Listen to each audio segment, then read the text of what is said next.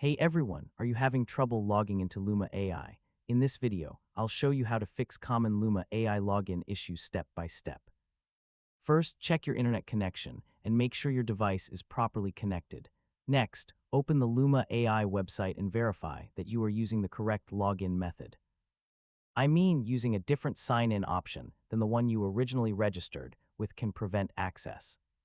If you are entering an email and password, check that your login details are correct and make sure there are no typing mistakes.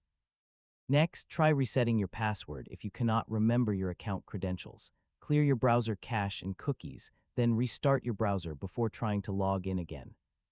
If the problem continues, try using a different browser or open Luma AI in a private or incognito window. Next, disable browser extensions, VPNs, or security tools that may interfere with the login process.